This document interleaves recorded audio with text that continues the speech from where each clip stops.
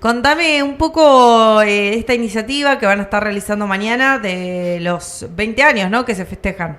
Sí, celebramos los 20 años de la ONG, que trabajamos en la ciudad de Bahía Blanca, así que vamos a estar pintando un mural que fue diseñado por el taller de arte de niños, de niños y niñas del CIF, del Centro del Servicio Integral de la Familia, en el taller de arte. Y bueno, lo va a llevar adelante una muralista y bueno, invitamos a toda la sociedad a participar, a hacer su intervención artística. A partir de las 17:30 por calle Charlone entre Vicente López. Ahí, excelente. en eso de los paredones. Bien, bien. Bueno, la invitación entonces ya está hecha. Yo, bueno, lo decía, me había equivocado. Pensé que era hoy. El día lo tenía anotado como hoy. Es mañana finalmente. Pero bueno, nos sirve para hacer como una especie de previa, ¿no? De este evento. Sí, total. Y también pienso, ¿no? En qué importante es resaltar estas fechas. Algo que, digo, para cualquier persona con un poco de lógica... no se tendría ni que hablar, pero estamos en un momento en una sociedad también en la que la prevención justamente del abuso hacia los niños, niñas y adolescentes es fundamental para ser una sociedad un poquito mejor. Sí, tal cual. Sí, por eso siempre es importante poder hablarlo y nosotros como ONG utilizamos estas fechas sobre todo, para promocionar y darle más visibilidad. Excelente. Contame un poco cómo funciona Creer Sí para quienes no lo conocen. Bueno, la ONG Creer Sí funciona desde el año 2005 acá en la ciudad de Bahía Blanca.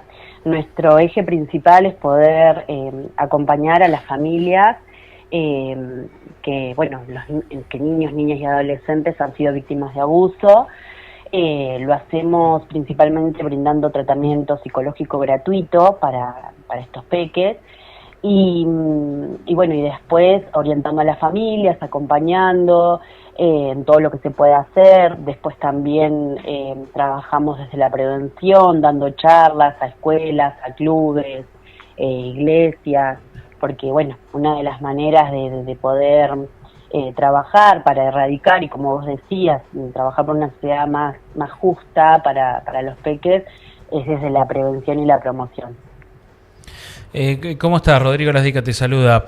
Esto que vos hablás, ¿no? de las ayudas psicológicas, de las charlas preventivas, ¿cómo ves el panorama? ¿Ves la gente es consciente de los chicos, de los peligros a los que están expuestos?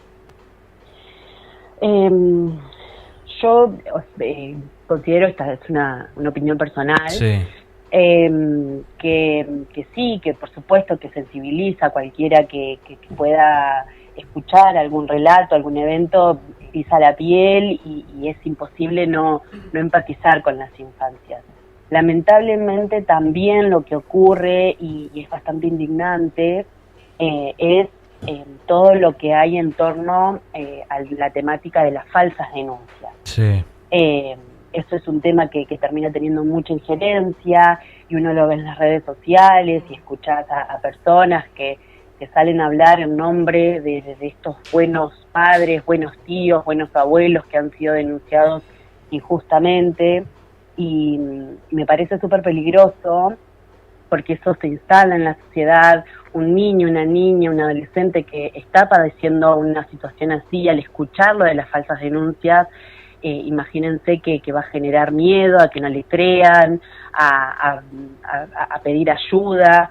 Entonces, en ese sentido, a mí, ya te digo, es mi perspectiva, es bastante indignante porque tienen mucha repercusión, son temas que desde los medios de comunicación se reproducen un montón. Y eso un poco atrasa en todo lo que tenga que ver con la prevención y la promoción de los derechos de los niños, niñas y adolescentes.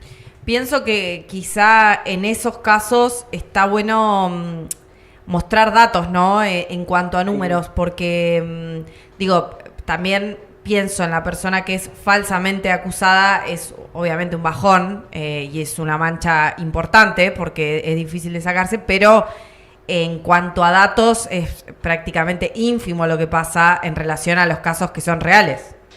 me parece clave lo que estás diciendo. Mirá, yo te voy a decir dos cosas en torno a esto. Nosotros nos llamamos desde la ONG Creer Sí, porque justamente no creemos que hayan falsos relatos. Los chicos cuando dicen que están pasando por este tipo de cosas, no mienten. Yo hace 10 años que participo en la ONG activamente, con entrevistas a las familias, dando charlas en las escuelas. Yo soy trabajadora social. Y no me ha tocado ningún caso de falsa denuncia. Lo que también hay que derribar es esta creencia de una falsa denuncia a lo que es, hay una diferencia grande a que no se encontraron pruebas para seguir adelante con la denuncia, pero tenemos que entender que es el delito más impune a nivel mundial, que solamente el 1% de las víctimas tienen una condena positiva para las víctimas, ¿no? Y después, por otro lado, es tan insignificante el tema de las denuncias falsas que no se pueden ni siquiera, o sea, no hay números al respecto. No hay números porque la verdad es que no prosperan en la justicia. Otro dato para tener en cuenta, por ejemplo, es que el abuso sexual es una de las pocas problemáticas que si uno va a denunciar, primero se hace una pericia psicológica a la denunciante, ¿no? Al denunciante.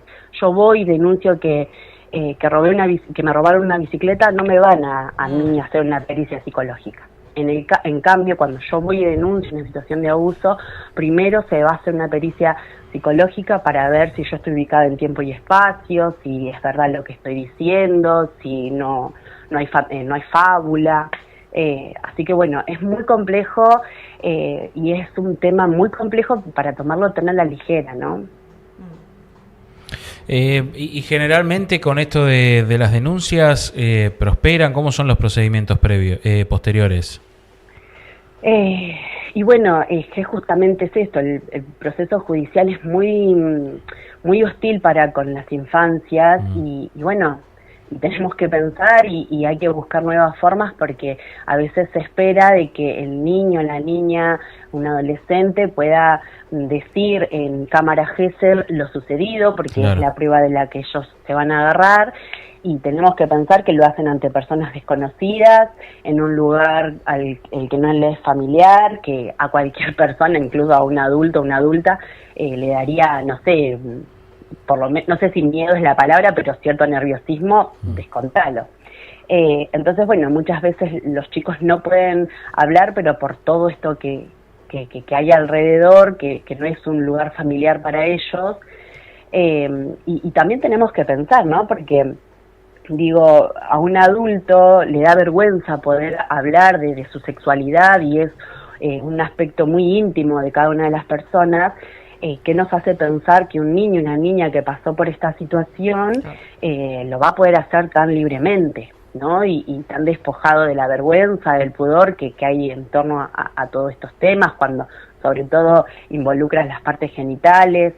Así que bueno, una vez que los niños hacen la denuncia en comisaría de la mujer, se pasa a fiscalía, hay primero también una revisación médica en el caso de que hayan signos físicos, que igualmente lo hacen, que se hace en policía científica, después están las pericias psicológicas, si todo eso va avanzando, llega a cámara Gesell y bueno, finalmente juicio, pero ya les digo, tiene que haber muchas pruebas, los niños y las niñas cargan con un peso muy grande de tener que poder hablar y comentar con un lenguaje adulto tal vez lo vivenciado. Claro, sí, y pienso también que también es muy distinto, muy diferente la situación de aquel niño o niña que vive en un hogar más o menos establecido a un chico que ya desde pequeño tiene los derechos vulnerados por situaciones de pobreza o porque viven quizá en un hogar o bueno, un montón de situaciones que ya no es la misma contención incluso. Tal cual, nosotros estamos hablando de una situación casi ideal, ¿no? Claro. Esto cuando ocurre, cuando un niño o una niña relata un episodio de abuso, esto es una bomba expansiva, destruye mucho, destruye en el sentido de que es un conflictote, o sea, es inmenso, las familias se separan, hay amenazas a veces de la familia del agresor, hay disolución de familias, hay quienes creen, se calcula que en algún momento de la vida todos los niños y niñas pudieron decir lo que estaban pasando, pero en estadística se piensa que solamente el 25% ha podido denunciar. Así que también, o sea, todavía hay mucho trabajo para hacer. Porque no es fácil. Aparte estamos hablando de que el abuso sexual, la mayoría de los casos, más del 70%, es intrafamiliar. Entonces es muy difícil. Por eso también, digo, la gente que habla tan libremente o livianamente de la denuncia, seguramente no han hecho nunca una denuncia. Claro. Ir a denunciar a un familiar, decir que mi papá, que mi esposo, que mi hermano ha abusado a mi hijo, no es una situación fácil. No es una situación fácil. Esto que mencionabas vos, el 25% decís de casos, es todo un dato, ¿no? Porque acá en Bahía Blanca varias veces hemos mencionado informaciones o sobre detenciones o directamente sobre condenas, y son muchas, o sea, permanentemente tenemos, y sin embargo lo que vos estás contando es que es un número bajo, ¿no? O sea, es una cuarta parte de los casos que se suponen que hay en la realidad. Sí. Se calcula que 4 de cada 10 varones antes de los 18 años podrían sufrir abuso sexual, y 6 de cada 10 niñas podrían sufrir abuso sexual antes de los 18 años. Claro. ¿Y es una tendencia que va en alza o se mantienen más o menos las estadísticas? Nosotros creemos que no es que haya más casos. Lo que hoy pasa es que las familias tienen más recursos, se habla más de la temática, claro, y saben qué es lo que tienen que hacer. Antes, la presidenta de la ONG, Clidia Severini, trabajó muchos años en acceso a la justicia, y ella cuenta que desde ahí surge la necesidad de hacer la ONG, porque se acercaban muchas mamás sin poder creer esto que sus hijos habían manifestado. Pensaban como que era imposible que esto pasara. No era ni siquiera un delito, claro, para que lo tengamos en cuenta. Es un delito muy, muy reciente, o sea, que se ha tipificado hace muy, muy poco. Claro. Los números, te digo, que son terribles. Pienso también en la implementación de la ESI, ¿no? De que ha generado algún movimiento ahí, más allá de que ahora no sé en qué situación está, si se está aplicando o no del todo. Pero creo que eso ha incidido en esto que vos mencionabas recién del cambio de esta época. Sí, total. Porque se puede hablar en las escuelas, y las escuelas tienen el bonus, si se quiere, de que para los niños es un lugar seguro. Muchos de los chicos que pasan por situaciones de abuso, a donde recurren es a la escuela, a la docente, a la señora de jardín, para poder manifestar, porque saben que, o sea, primero que se sienten seguros y esperan que ese adulto haga algo, ¿no? Claro. ¿Qué está pasando respecto a todos los organismos o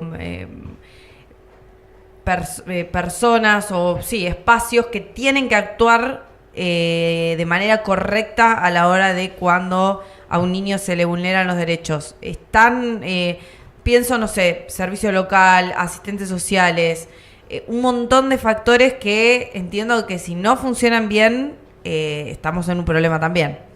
Claro.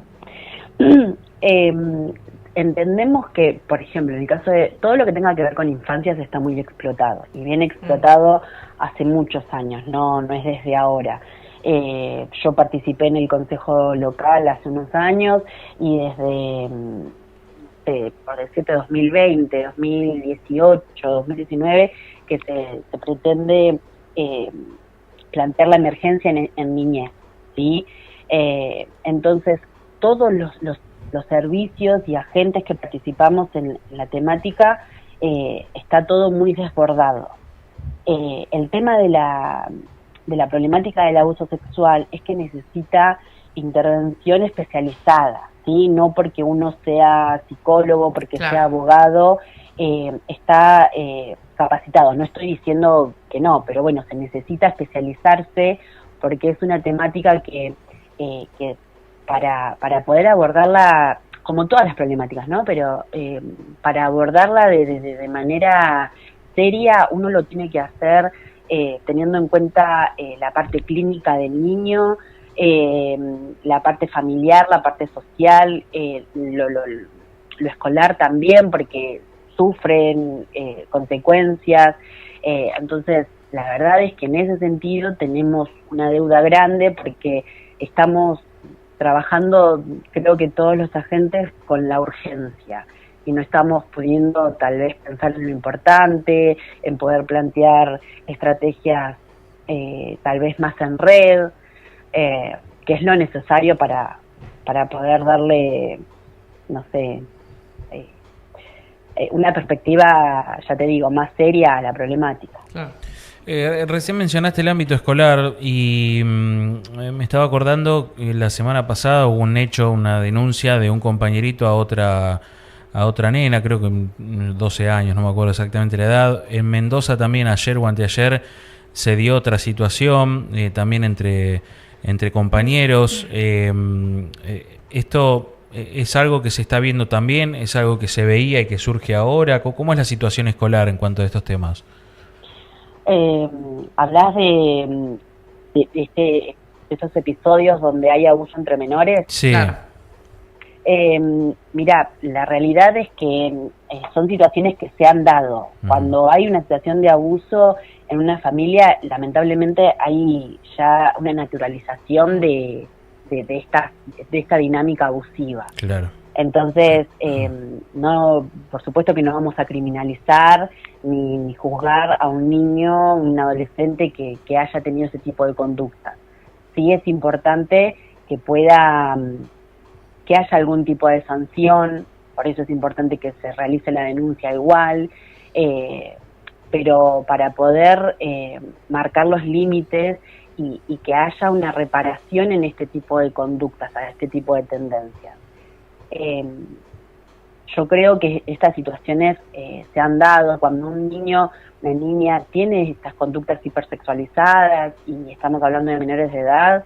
Uno no puede caer en un simple juzgamiento porque tenemos que pensar en un niño, una niña que ha crecido en condiciones sanas, sí, no va a tener este tipo de conductas. Claro. Si un niño, una niña tiene este tipo de conductas es porque algo ha pasado, ¿sí?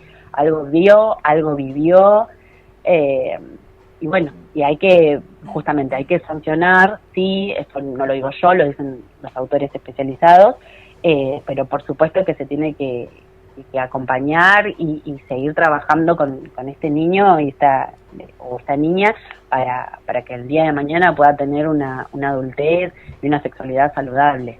Sí, tal cual. Te hago la última por mi parte. Bueno. Si hay vínculo entre abuso de sustancias y abusos sexuales o estar, pienso en un hogar que quizás haya consumo de sustancia, ¿hay alguna estadística que marque que ese niño o niña que vive en ese hogar tenga más posibilidades de ser víctima de abuso o no tiene nada que ver? Mira, yo particularmente no te podría decir si hay estadísticas, no las trabajamos. Sí considero que las situaciones de abuso de sustancias lo que suele pasar es que complejiza aún más la situación, ¿sí? Pero cuando hablamos de abuso sexual vamos a hablar de una problemática que es un hecho social. Entonces, ¿por qué? Porque, como te decía antes, está atravesada todas las instituciones que giran en torno a ese niño. Entonces, puede ser que la situación de abuso de sustancias exacerbe alguna situación de violencia, pero no hay una relación directa. Me parece que es más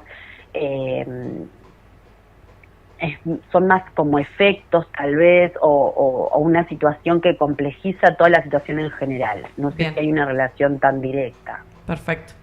Sobre todo porque es un mito, ¿no? Pensar de que, por ejemplo, es un problema de borrachos. Totalmente, sí. El agresor sexual, hay que desmitificarlo, no son personas enfermas, son personas totalmente sanas, que esto lo hacen premeditadamente, lo hacen, no son personas impulsivas que van por la vida buscando niños, no, lo hacen de manera muy estudiada, muy calculado todo.